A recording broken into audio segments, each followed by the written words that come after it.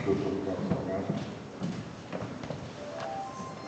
Daniel, eu gostava também de poder dizer Gerard, infelizmente, Jorge Cabral.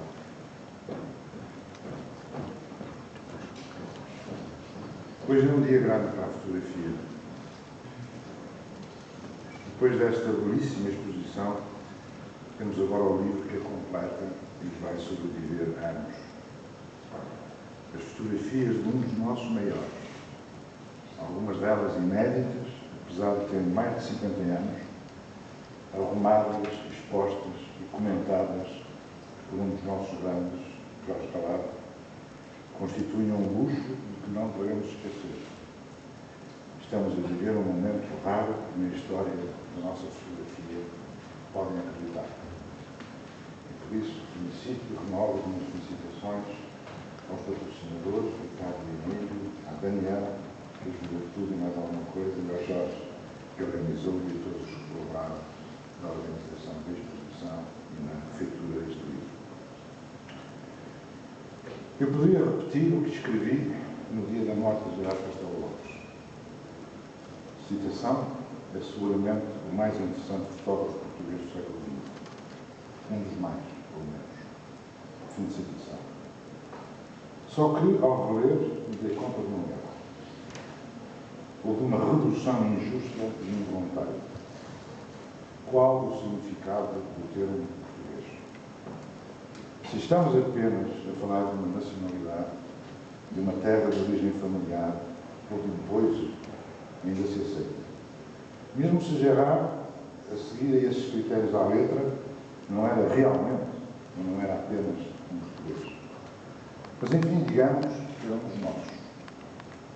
O problema é o da acessão exata do termo fotógrafo português. Esse foi o meu erro. Apesar de sinais de identidade evidentes em algumas das suas fotografias, as pedras da calçada, certas igrejas, a roupa a secar, as fachadas decadentes dos edifícios, sinais detectados, sobretudo portugueses, pois claro, nada me fará dizer que Gerard é um fotógrafo representativo do que poderá ser a fotografia portuguesa. Conceito, aliás, discutível e, eventualmente, horrendo. A boa fotografia, a melhor fotografia, é sempre universal. Gerard fotografou também Portugal. Gerard fotografou, como poucos, Lisboa, a Lisboa do Anil e alguns restos da Lisboa de Pessoa. Mas também fotografou o mundo, Paris e França, em particular. Situa-se no plano dos maiores, sobretudo europeus, do seu tempo. Descoberto e redescoberto tardiamente, podemos colocá-lo ao lado dos grandes fotógrafos deste continente, em particular dos seus contemporâneos dos anos 50 e 60. Com esta ressalva, não me importo de dizer que Gerardo Castelo Lopes é seguramente um dos mais importantes fotógrafos portugueses.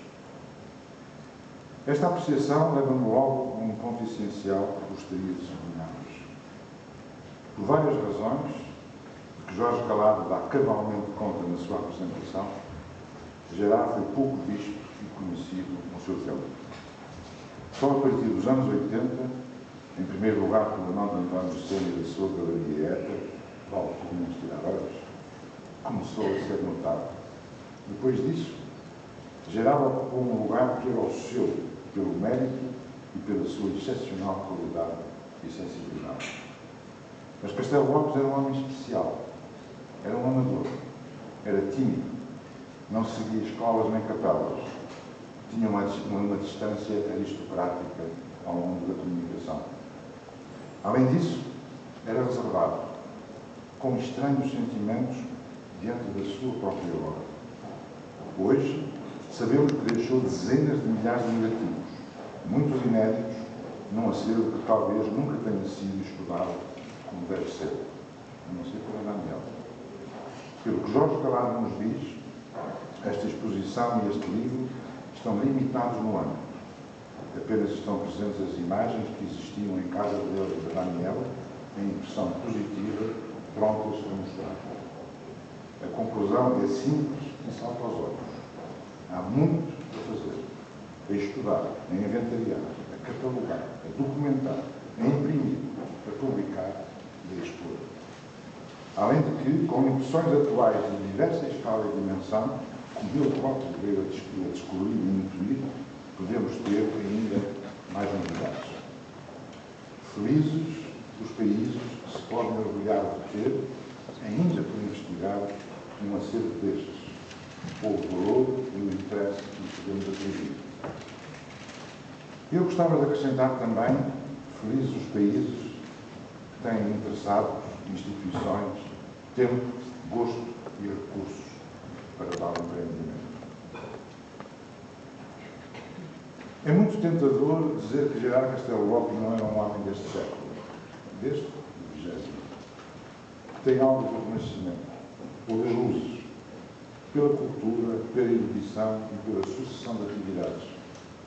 Foi economista, gestor, diplomata, escritor, ensaísta, crítico, cineasta, jazzman, desportista, mergulhador e fotógrafo. É como fotógrafo que será recordado.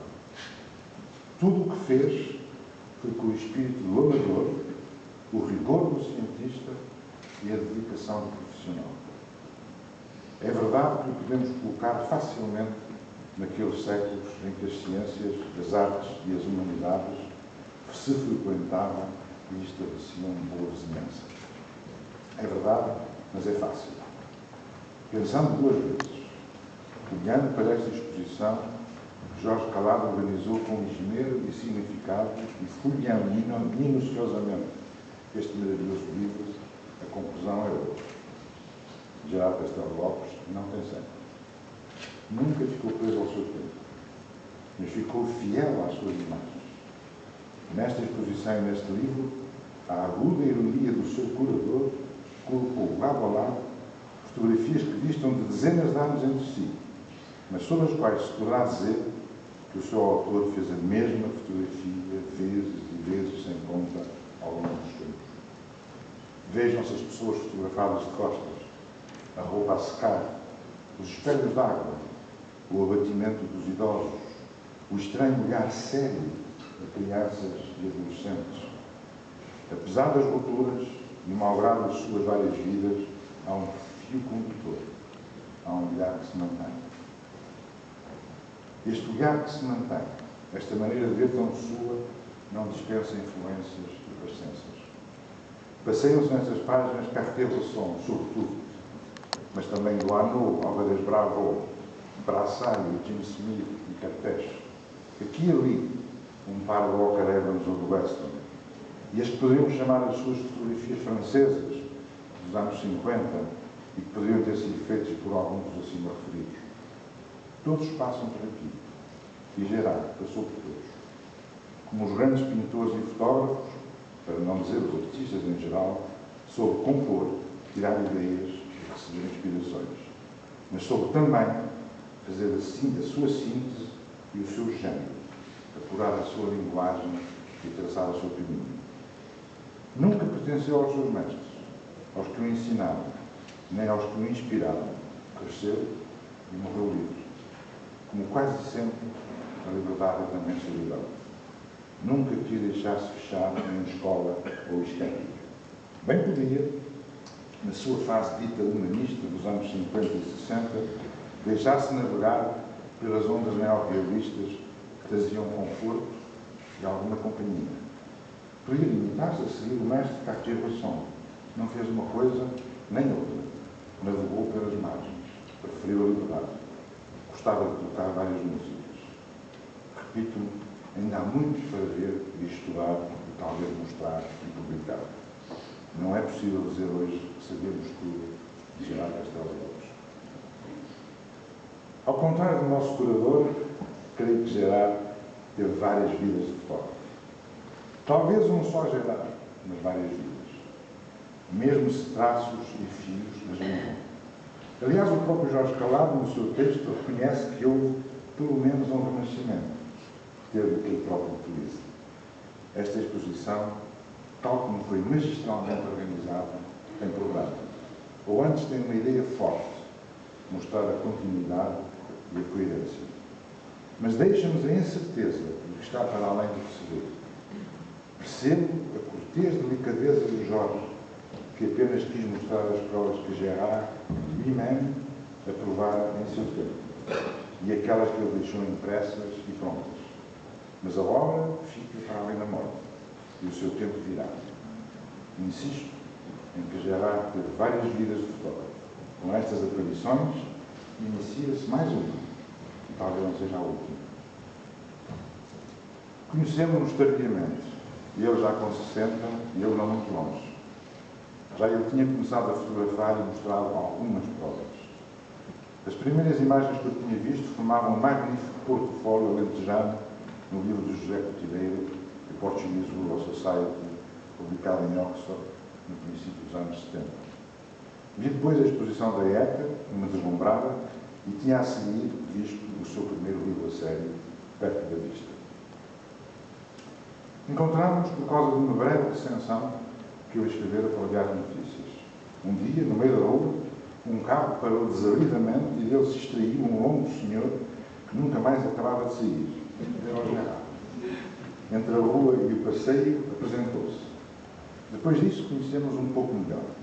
Sem intimidade, conversamos bastante para eu ficar com admiração e respeito. Em casa de amigos, falávamos de tudo. No Grêmio Literário, a fotografia ocupava-nos. Foi ali que um dia, depois de uma dura discussão sobre a questão moral na fotografia, eu lhe disse: ó Gerard, você é um grande tímido. Levantou-se, abriu ligeiramente os braços e retorquiu com o sorriso de quem é acanhado. Mais bien sûr. Nesta altura, eu ainda não tinha decidido para mim se Gerard era um poseur ou um tímido. Ele teorizava sobre as suas dificuldades em fotografar pessoas. Eu hesitava em aceitar os seus argumentos ou encontrar neles uma espécie de justificação luxuosa para a relativa abstenção de um grande distanciamento. A evidência da sua timidez revelou-se então. Várias outras pessoas terão chegado à mesma conclusão. A timidez era uma maneira de sentir as dificuldades do ato de fotografar.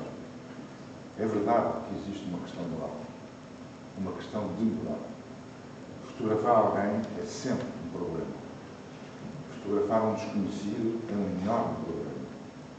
O maior problema ainda é a utilização dessas imagens. Vários termos nos ocorrem neste propósito: intrusão, violação da privacidade, atentar à intimidade, uso indevido da identidade do outro. Num tempo em que a chamada sociedade de informação e de comunicação empurra as fronteiras morais para limites inaceitáveis, é sempre bom acordar os velhos princípios e senti-los, coisa que Gerard me pareceu fazer com sinceridade. O pior é o momento em que se faz a fotografia. Gesto, aliás, que em várias línguas se chama disparar. Não é pouco, nem é pacífico. E também se diz, pelo menos em português, tirar o retrato. Sublinho, tirar. Hoje faz-se-ão muitas dezenas ou centenas de milhões de fotografias por dia. Até já os telefones tiram fotografia. Nesta que é uma aliança entre os dois mais velhos rivais, a palavra e a imagem. Parece o gesto mais banal do mundo. Parece, mas não é. A questão moral está sempre lá. Com que direito eu fixo imagens de outros, momentos vividos por outras pessoas e identidades alheias? Com que legitimidade posso eu utilizar a vida do outro? Ainda hoje estou convencido de que foi esta questão moral que reforçou a sua timidez. Quando ele me tentou explicar as razões e o modo da sua segunda vida, o principal argumento utilizado para se redefinir foi o da intrusão, ou mesmo o da agressão.